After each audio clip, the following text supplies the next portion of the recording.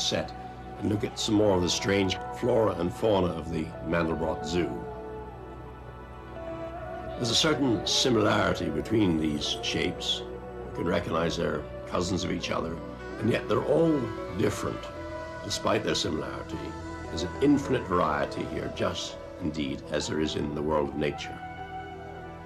We see shapes that remind us of elephants' trunks, tentacles of octopi, seahorses, compound insect eyes.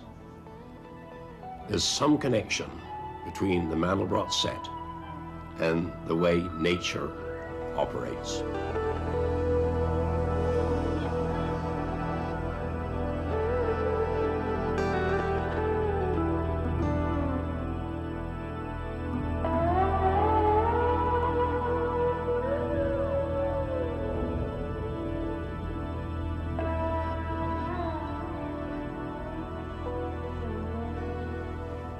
I'm looking at Saturn, one of the most beautiful objects in the sky.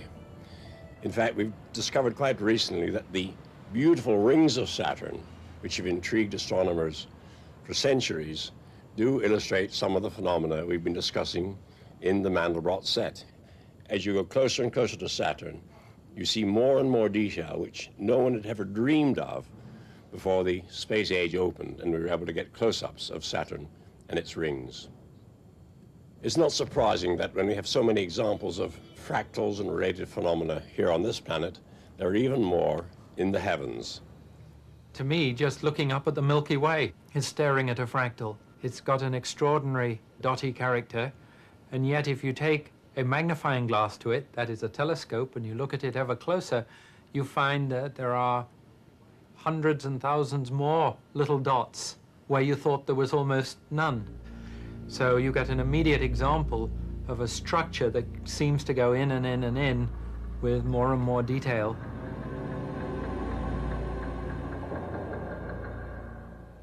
I had the great privilege of having a discussion with the famous cosmologist Stephen Hawking when I passed through London recently. And I said to Dr. Hawking, the Mandelbrot set is infinite in detail.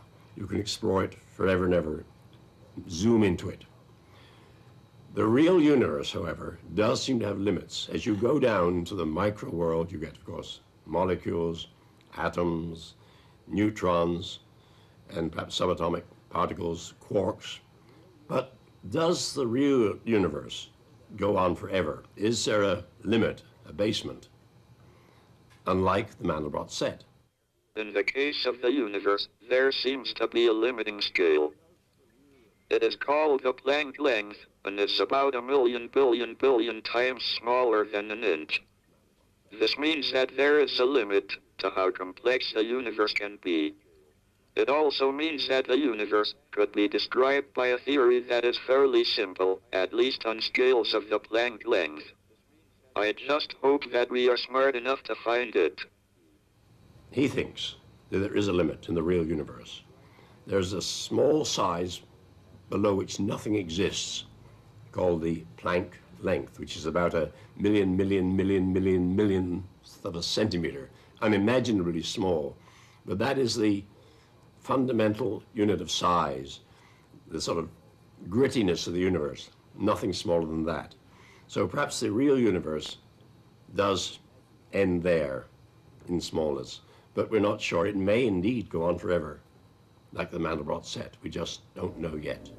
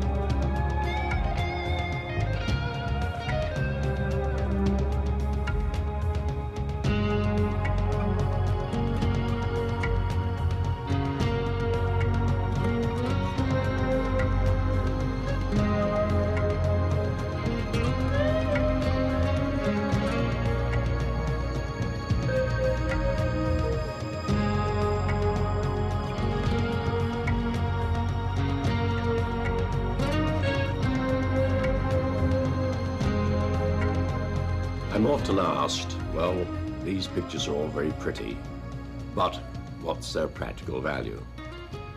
And I'm tempted to answer in the famous words of Faraday, who once said, when someone asked him what use were these experiments playing with wires and magnets, what use is a newborn baby?